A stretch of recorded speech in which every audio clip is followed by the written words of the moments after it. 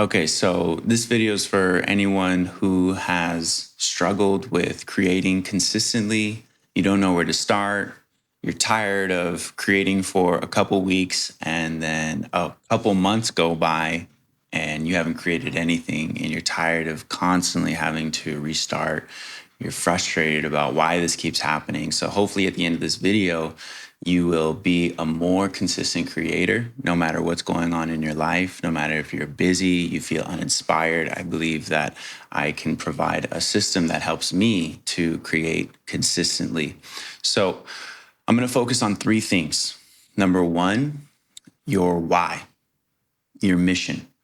Number two, the when, what is your plan? And number three, the how, the system. And without a clear why or a system, you're going to get burnt out and give up.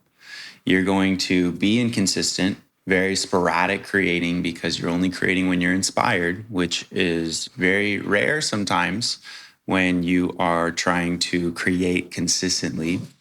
And with a clear why and system, you won't quit when it gets challenging. And as a creator, it can get challenging sometimes, especially when you are creating on the side and you have a 9 to 5 job. So let's start with know your why. Having a clear purpose for why you create is what will turn your hobby into a mission. And creating is challenging when it's a side thing because life is busy, especially if you have kids, if you have a 9 to 5 job and you're coming home and you're trying to create, you can be very tired. So it's hard to push yourself through that weariness. And there will be times when you're not inspired. There will be times when you don't have an idea to work on, or you're not having this random drive of inspiration that's pushing you to create some really exciting idea that's not always going to be there. And this is why usually we will create for a couple weeks and then a couple months go by where we don't really create anything. And that's why a purpose is so important, because when it's a hobby, you'll just do it when it's convenient or when it's easy or when it's comfortable. And that's not always the case. But when it's your mission, you can't quit. You have to keep driving yourself. You have to figure out solutions. You have to work around the creative obstacles that will come. And even recently, I've felt my own content can be better, and I get tempted to not post certain reels or videos. Even this week, posting a reel, just feeling like, man, this isn't really hitting. Like, it's not structured in a way that grabs people's attention. It's just kind of an extracted clip, but hey, it's something. And at least now I'm aware of that for the next reel. But I've had my fair share of temptations, and it's been hard to even take my own advice. It's also uncomfortable because I'm starting to create new content. It's different for my audience. It's different from what people know me as or recognize me as. So it can be that imposter syndrome. You know, what does this guy know? He's just barely talking about this. And that can creep in and keep me from posting with that creative freedom. But because I have a purpose, because I have a mission, I push through those insecurities, I push through those doubts, and give you guys what I believe I'm called to give you. Of course, I have many callings, and there is a deeper calling for this creative calling, which I'm sure I'll get into in the future. So you got to know your why. You got to have your target audience. You got to have your target audience. So here's 4 questions you can answer to figure out your why. Number 1, what do you love talking about the most? What can you just not shut up about? You're constantly looking it up on YouTube. You love reading about it. You love engaging in conversation about it. That's mostly something you're very passionate about. That's that topic that you can really provide a lot of value and input in your unique perspective into.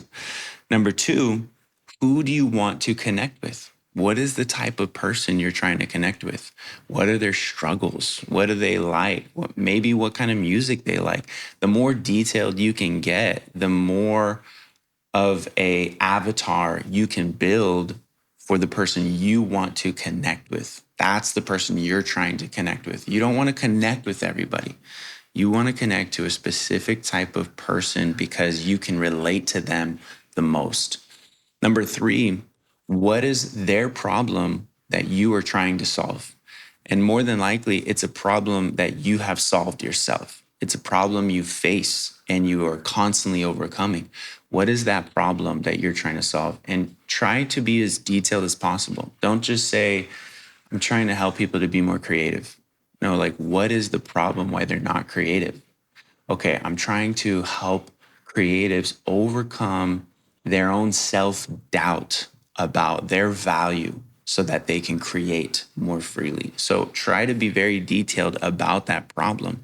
And number four, why are you determined to solve that problem? Like, what does that do for the person? So, okay, cool, they're creating more, but go deeper than that. Why do you want them to solve that problem? For me, I want people to make a positive impact on the world. I want people to spread positivity, more specifically, spread faith, spread their light, spread the gospel. And I know that there's a lot of Christian creatives who are held back from a lot of insecurities or doubts, fears. And so you've got to figure out what is your deeper reason why you want to solve this problem. Because, well, you can figure that out yourself. So having a clear mission is what really fuels the consistency in your creative work. And it's going to give you the drive to push past any of those insecurities. So now we're going to talk about know your when. This is like your GPS system. So you've got the fuel, but where are you going? How are you going to get there? If you don't have a plan, your creativity just becomes a hope and not a habit. And we're trying to build a habit where you're constantly creating, constantly putting out your work. And posting randomly is not consistency.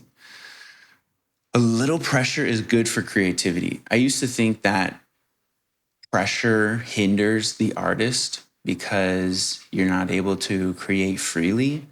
But after creating for over a decade, I can see how important pressure is and why a deadline is vital for a creator who's not just trying to create for the fun of it, but who's trying to create with a purpose. That deadline, that pressure forces you to think harder. It forces you to go outside the box. It forces you to try different things. So I think that structure gives you that rhythm. It gives you that familiarity that guides you to putting out your work more efficiently. You don't need inspiration. You need a system. You need a schedule. You need familiarity. And with that plan, you can create even when you're not inspired because that plan is forcing you to go out of your way to create those ideas, to create your own inspiration, not just waiting for it to smack you as you're walking along the street, but to explore ideas, explore different people's content and extract ideas from what you're learning in their work that they're putting out. And so for myself, without a deadline, I would just go weeks with no care, no hesitation, just like, well, it's just part of my hobby. So I don't feel like there's any expectation for me to create. But now I'm putting that pressure on me where I feel like I owe it to people who are subscribing to put out my work as consistent as possible because they're not subscribing just to encourage me. They're subscribing because they want more. And so that pressure is helping me to build that momentum because when you go weeks without creating, it destroys all your momentum. The algorithm hates inconsistency. So I would publish every week, but then a couple weeks, 3 weeks go by where I'm not publishing anything and it just tanked everything. So I know now I've got to post something every week. And that's my ideal is at least one video every week. But The standard is one video every 2 weeks. Like I cannot go more than 2 weeks. I'm giving myself a little flexibility because sometimes life gets crazy and this isn't like my full-time job. But I do want to push myself to be able to create as intense as possible so that I can build momentum quickly because I want to get things going here. So I had been building recently an audience on Twitter, maybe about 6 months ago. Yeah, I would say 6, 7 months ago. And it was awesome. I was gaining traction. I was getting a rhythm. I was getting views, hits, a lot of followers. Basically went from maybe 20 followers to close to 300 and just all organic. And it was really awesome. But then I didn't post for 6 months. So I tried posting again and it was like shouting out into a ghost town. Like I'd get like 2 likes, like I'm showing up and no one is viewing anything, maybe 15 views, 20 views. Whereas before it was over 100 views and maybe 5 likes for every post. So what does that tell you? That when you stop that momentum, you're constantly having to rebuild the traction. You're constantly having to rebuild that audience. Whereas if you remain consistent, it's exponential growth because you're compounding on your current audience. And I hear this happens on YouTube as well. So I got to stay consistent, hold me accountable.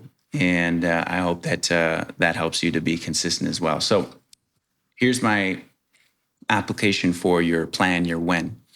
Set your rhythm. Okay, so choose one platform. I made the mistake of trying to do like 10 platforms at once.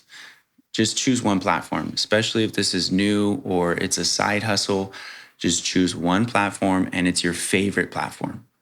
It's the platform you choose to consume the most. So for me, I was trying Twitter and I just wasn't really gelling with it. But I started to realize I consume YouTube the most. I love YouTube. I love seeing people's personalities, their homes, the coloring, the grading, all of it. I love YouTube. So I decided I'm going all in on YouTube. It's where I hang out the most. It's where I engage the most. So I chose YouTube. And then pick one content type. What's your main pillar content that you're going to put out every week or every 2 weeks or every month, whatever it is you decide. And this pillar content should be a long form kind of post that you can extract little things from. That's what I call a pillar content. So for me, it was newsletters at one point.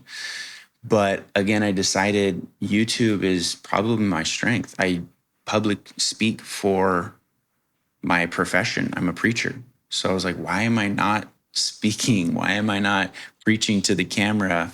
So I decided I got to do YouTube. That's probably my strength. That's probably where I can show more of my personality and people can see more of me and to be able to connect with me.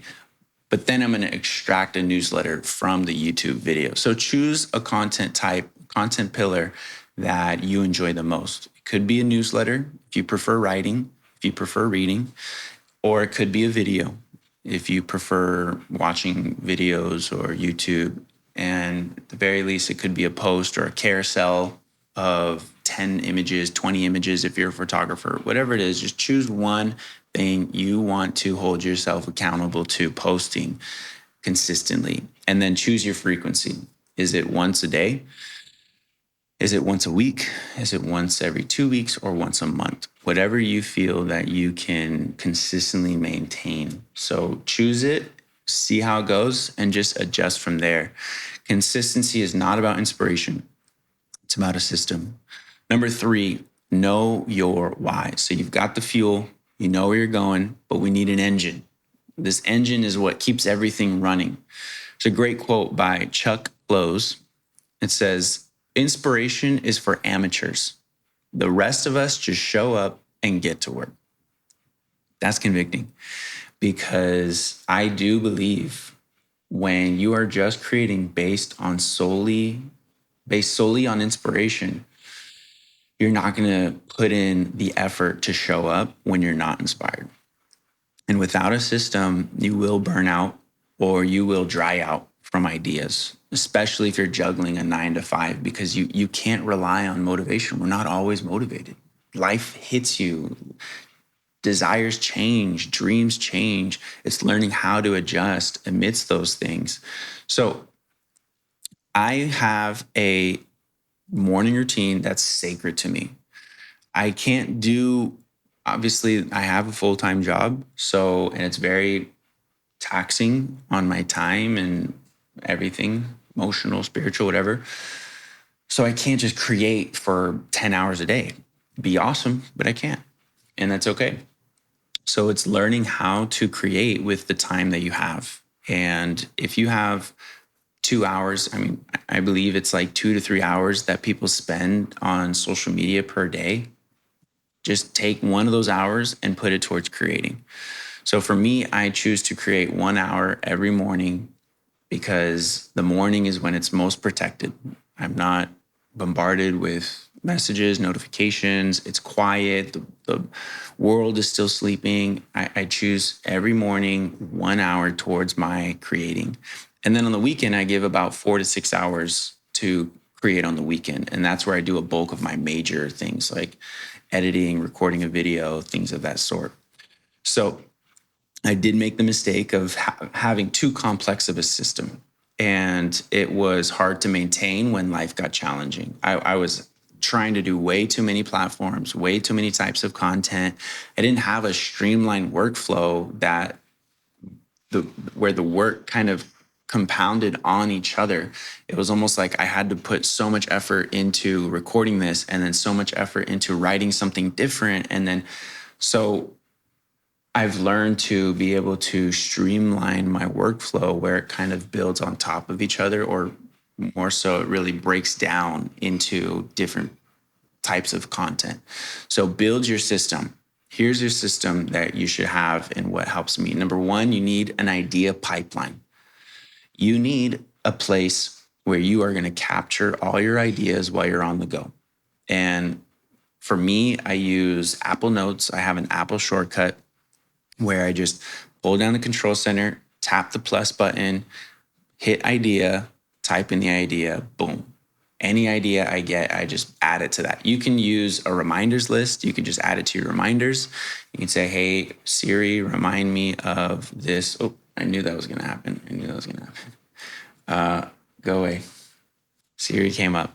Very reliable. That's why I love Siri. Gets down those ideas for you. Now it's on my iPad. This is crazy.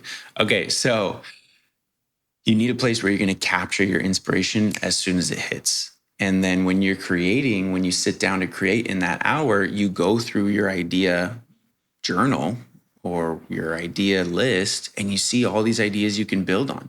So something inspired you when you were in conversation with someone and you realize how important discipline is for your prayer life. So you wrote that idea down and then later on you can build on that. Okay, what is discipline? Why is discipline important? How does it affect your spirituality? Things like that. So then you build on it later on. Number two, your creative routine. When do you work? When do you create? For me, it's the 1 hour every morning. And number three, your content workflow. So for me, I go from idea and then I build that idea into an outline. And then once I have that outline, that's what helps me to formulate the concept on a deeper level. Then I turn it into a draft or a YouTube script. And then I record or I edit that script, flesh it out even more, record the video, and then I publish it. And then once that video is published, I extract little reels from it and put it into YouTube. There's so many different content workflows out there. You can Google them. If you want me to dig into my creative process a little bit more, let me know. I have no problem showing you. I use an app called Cortex.